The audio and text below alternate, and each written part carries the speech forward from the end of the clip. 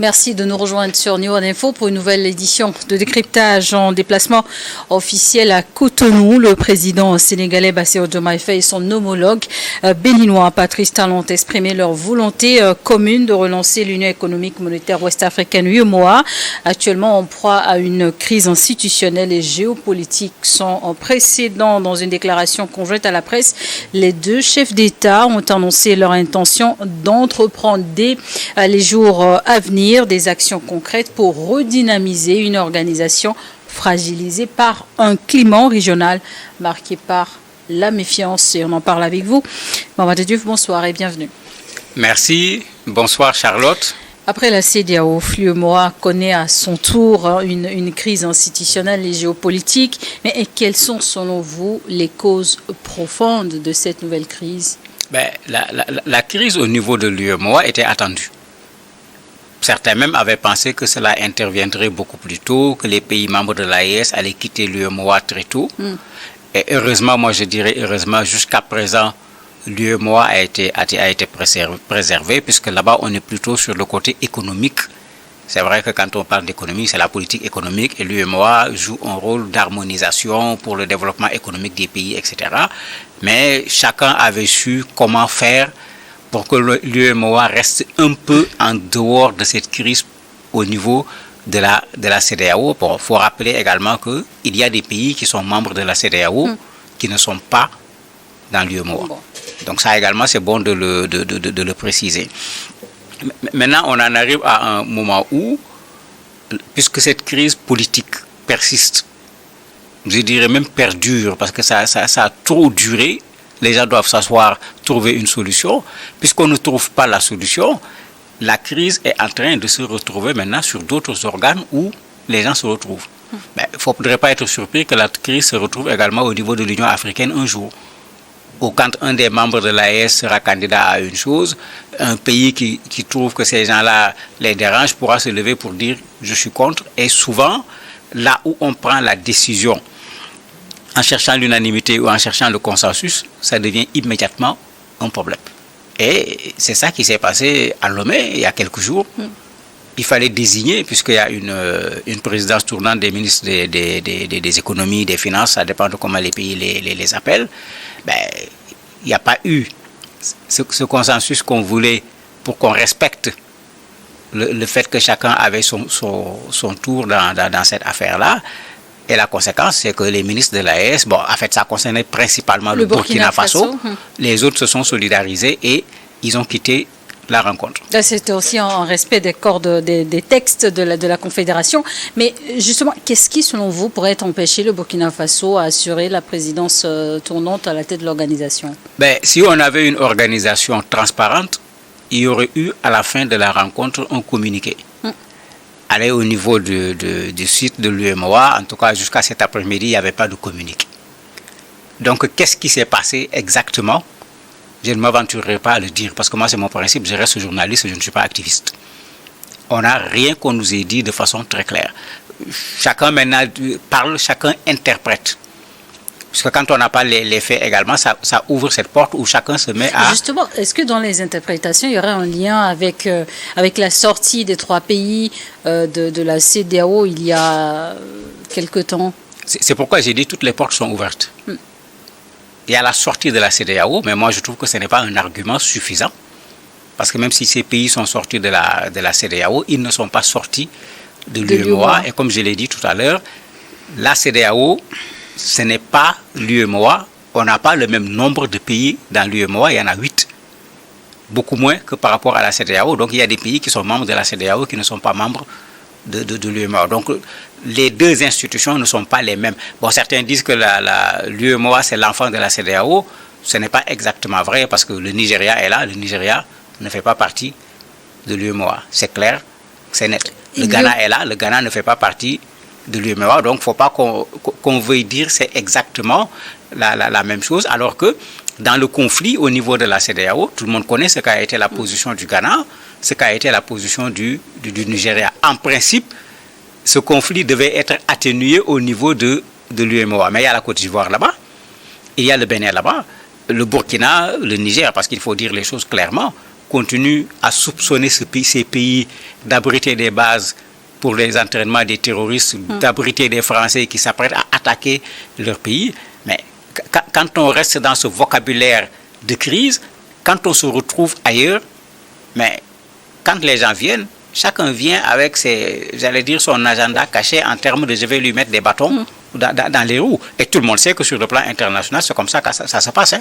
Ce n'est pas en Afrique seulement, c'est partout. Quand tu n'es pas d'accord avec Trump, quand vous vous rencontrez quelque part à l'international, si tu as une affaire pour bloquer, il va bloquer.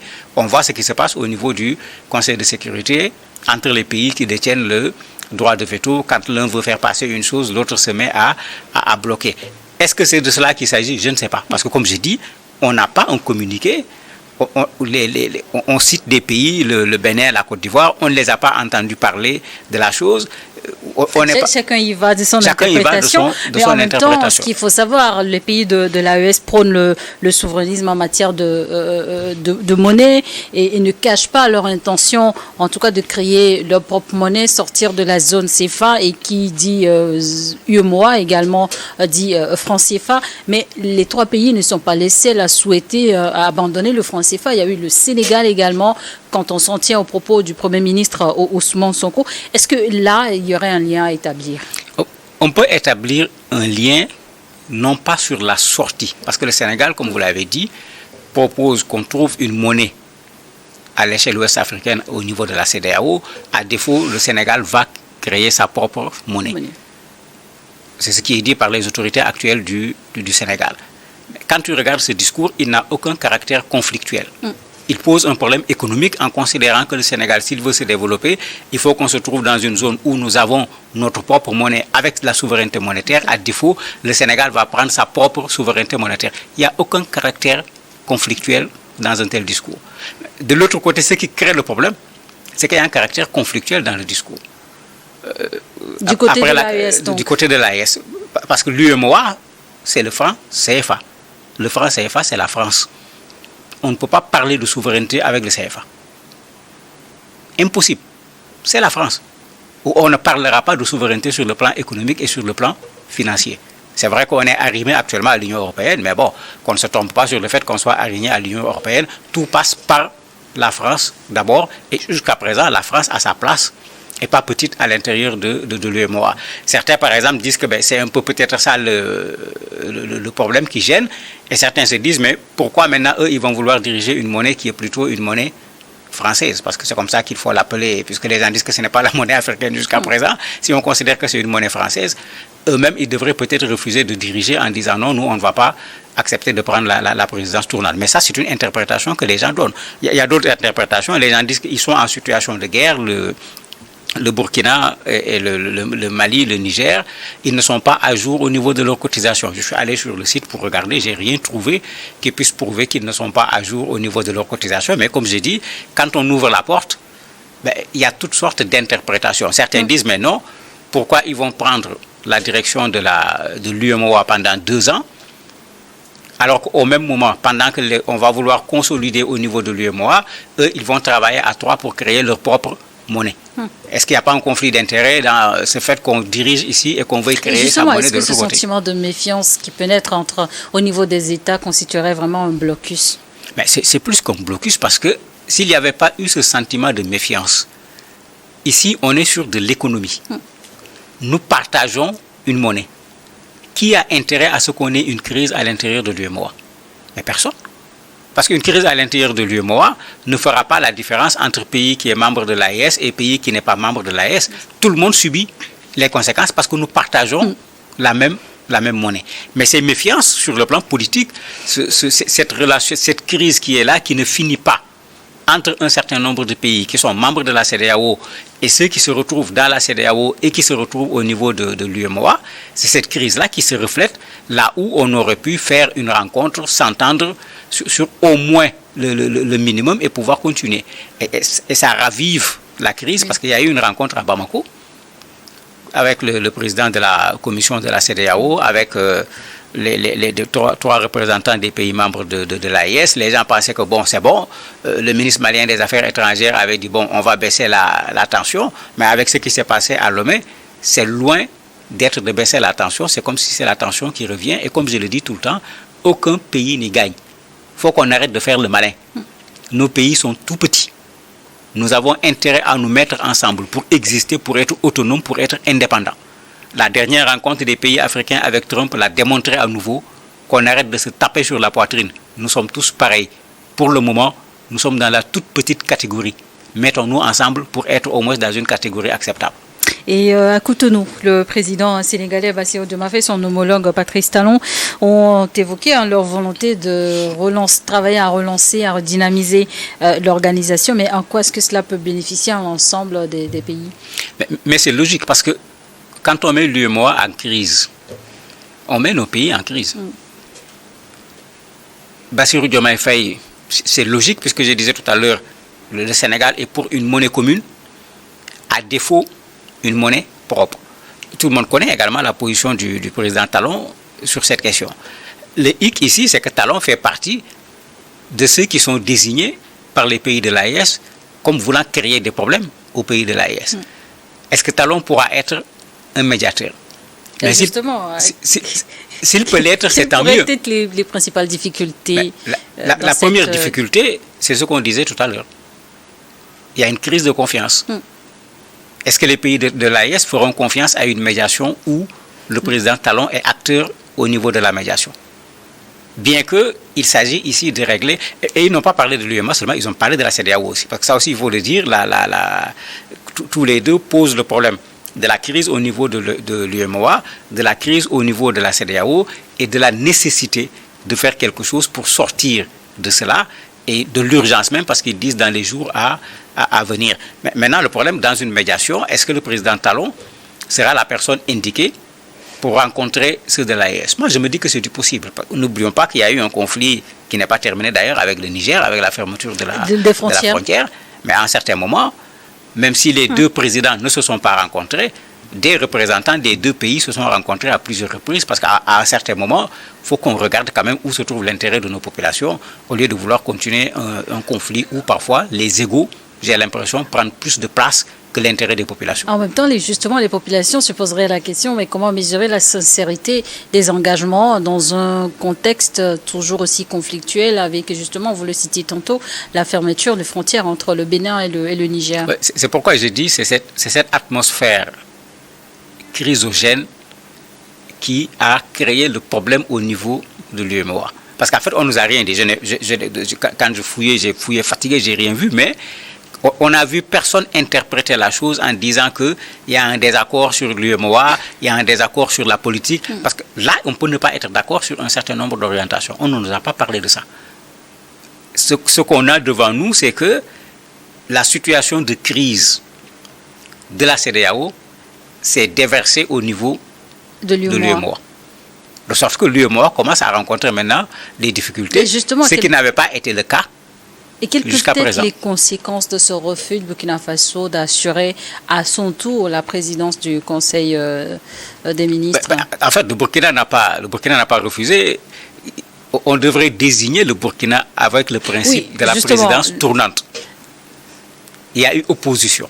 Parce que c'est ça quand même. Plus précisément. C'est pas le Burkina qui s'est opposé, il y a eu opposition. Prêt à prendre, voilà.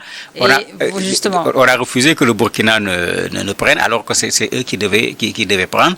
Et ça a créé cette crise parce que quand vous regardez ceux qui se sont opposés, on parle de la Côte d'Ivoire, on parle du Bénin. Mais comme j'ai dit, il n'y a pas de communiqué. Parce que quand on parle, il faut être clair pour éviter d'envoyer les gens vers une erreur dans une interprétation ou une autre. Mais quand vous allez regarder ce que l'agence burkinabé l'AIB a écrit, vous allez regarder de l'autre côté, vous essayez de mettre ensemble, il y a eu opposition. De sorte que le Burkina ne pouvait pas prendre son tour, raison pour laquelle lui est en solidarité avec les autres pays de l'AES, ils ont quitté la rencontre. Et cette situation pourrait dès à nouveau pousser les trois pays à la porte d'une nouvelle organisation? Une chose est sûre, l'AES a déjà montré au moins une intention de vouloir créer une monnaie. Donc c'est clair, l'AES va quitter l'UEMOA, parce que quand on crée une monnaie... Avec l'annonce d'une banque confédérale d'investissement. Oui, la banque d'investissement n'entraîne pas nécessairement une monnaie. La CEDEAO a une banque d'investissement. Mais présentée comme une étape. Oui, la CEDEAO a une banque d'investissement et on n'a pas encore de monnaie. Ici, ce qui est important, ils ont décidé du principe de battre monnaie. Donc c'est clair qu'ils vont battre monnaie. À quel moment, c'est eux qui le savent, parce qu'il faut le dire, politiquement, il est facile de dire « je crée ma monnaie ». Économiquement, c'est autre chose. Quand vous écoutez les spécialistes parler, parfois même vous y perdez votre latin, vous ne savez plus qui a tort, qui a raison dans tout ce qu'on dit par rapport à la monnaie. Pour moi, on n'a pas à avoir peur d'avoir une monnaie. Nous avons des économistes, puisqu'ils savent de quoi il s'agit. Ils connaissent les avantages, ils connaissent les inconvénients, ils n'ont qu'à faire le travail qu'il faut pour qu'on puisse avoir cette monnaie africaine qu'on attend depuis fort longtemps. Parce que moi, c'est comme ça que je prends la chose. On ne peut pas créer une monnaie sans qu'il y ait des risques. On ne peut pas créer une monnaie sans que ça ne crée des problèmes. Si on doit se mettre dans la logique de à cause des risques et des problèmes, on ne va jamais créer cette monnaie. Alors que tout le monde le sait, il faut aller dans le sens de créer cette monnaie. Maintenant, est-ce que si l'UEMOA créait sa monnaie avant que l'AES ne quitte, l'AES va rester pour se retrouver dans cette monnaie? Est-ce que l'AES va créer sa propre monnaie avant que l'UEMOA ou la CEDEAO ne créent leur propre monnaie? Tout cela, actuellement, on est sur un futur où les délais sont en train d'être repoussés à chaque fois. Le Sénégal et le Bénin s'engagent donc dans une autre démarche d'apaisement. À quoi faut-il s'attendre dans les prochains jours, justement, comme les deux chefs d'État l'ont annoncé? Mais il y a des défis de taille qu'il faut relever au niveau de la sous-région actuellement. Je ne parle même pas du contexte d'un point de vue sécuritaire, qui pour moi est un des défis qui doit être relevé. Et comme je l'ai toujours dit dans ce plateau, l'affaire du terrorisme n'est pas l'affaire des pays où se trouve le terrorisme. Ça devrait être l'affaire de toute l'Afrique, au moins de l'Afrique de l'Ouest pour ce qui nous concerne dans cette zone. Maintenant, il y a des défis de taille qui sont là. L'UEMOA, tout comme la CEDEAO, travaille à ce qu'il puisse y avoir une certaine cohésion régionale sur le plan économique, sur le plan politique. Comment on peut avoir une cohésion avec ce qui s'est passé à la réunion de Lomé la dernière fois? C'est tout le contraire de la cohésion. Il y a la question du maintien de la stabilité de la monnaie. Parce que quand les économistes parlent, vous avez toute une bagarre entre les économistes sur cette question. Si on sort, ça ne sera pas stable, si on reste, etc. Il y a une chose qui est claire, nous avons intérêt à garder la stabilité de cette monnaie que nous utilisons. Parce que son instabilité créera des problèmes. Aucun économiste n'a dit le contraire. Il y a également le fait qu'il y a des visions divergentes aujourd'hui. Il faut le dire clairement, aussi bien d'un point de vue monétaire, d'un point de vue politique. Comment on règle ces divergences? Mais on s'assoit, on discute. Parce qu'il y a une chose qui est claire, je ne vois plus aujourd'hui quelqu'un qui considère que la CEDEAO, par exemple, doit continuer comme elle faisait auparavant. Je ne vois plus quelqu'un qui considère que l'UEMOA doit continuer comme auparavant. Tout le monde est d'accord qu'il faut des réformes et les intellectuels de façon générale, les réseaux sociaux ont fait un travail admirable pour montrer tout ce qu'il y a comme problème et toute la nécessité qu'il y a de réformer ces institutions. Mais ce qui reste, c'est que les gens, ceux qui doivent prendre le devant, qu'ils prennent le devant et que les gens s'asseyent pour initier ces réformes. Mais dans cette situation de crise, dans ce climat de méfiance, s'asseoir même sera un problème, comme on vient de le voir à Lomé. Une tâche qui sera bien importante pour les deux pays. Oui, une tâche vraiment ardue, mais qui n'est pas impossible. Je dis toujours qu'on fasse attention, nos peuples n'ont pas de problème. Nos peuples n'ont pas de problème. Ce sont nos chefs qui ont des problèmes. Mais de grâce, qu'ils descendent un peu leur chapeau, qu'ils se retrouvent et qu'ils sachent que ce que les peuples veulent, c'est de vivre ensemble et de rester ensemble. D'ailleurs, ils le comprennent tous, de sorte que toute personne qui parle, quel que soit son bord, il tient toujours ce discours, le peuple africain, etc. Ce n'est pas le discours qu'il faut. Il faut qu'on ait cette intégration de façon réelle et c'est le sommet qui devrait plutôt donner le tempo. Et la base devrait suivre. Mais quand on regarde ce qui se passe, c'est comme si la base est plus intégrée que le sommet. Et ça pose un sérieux problème. Merci, Mamadi Diouf, d'avoir accepté de répondre à nos questions. Merci à vous également de nous avoir suivis dans le décryptage du jour.